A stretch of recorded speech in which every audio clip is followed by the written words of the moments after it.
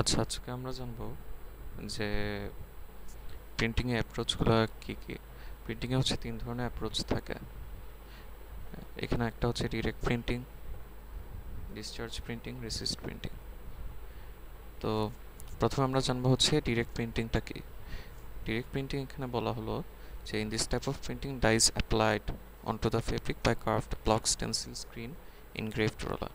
তো আমার হচ্ছে প্রিন্টটা করা হয় ফেব্রিকের উপর কিসের সাহায্যে? আমার এরকম হচ্ছে ব্লক দিয়ে ইউজ করা হয়, স্টেন্সিল ইউজ করা হয়, যেটা ব্লক প্রিন্টিংয়ের ক্ষেত্রে। রোলার প্রিন্টিংয়ের ক্ষেত্রে হচ্ছে আমার ইনগ্রেভ রোলার ইউজ করা হয়। স্ক্রিন প্রিন্টিংয়ের ক্ষেত্রে হচ্ছে আমার স্ক্রিন ইউজ করা হয়। মানে হচ্ছে আমার ডাইটা হচ্ছে অ্যাপ্লাই করা হয় কোনো এই ব্লক, স্ক্রিন, ইনগ্রেভ রোলার এগুলোর সাহায্যে। তো হচ্ছে পেস্ট ফর্মে হচ্ছে আমার ডাইটা প্রিন্ট করা হয় এবং যে কোনো প্যাটার্ন ইউজ করা যায়। ঠিক আছে, এটা হচ্ছে আমার ডিরেক্ট প্রিন্টিং। তাহলে আমরা বুঝতে পারলাম যে প্রিন্টিং হচ্ছে 3 রকম: ডিরেক্ট, ডিসচার্জ, রেসিস্ট।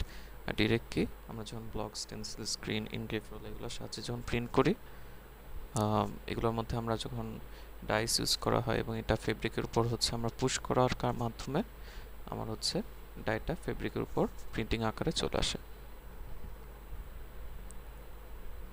দ্বিতীয়ত আমরা এখানে যদি দেখি ডিসচার্জ প্রিন্টিং।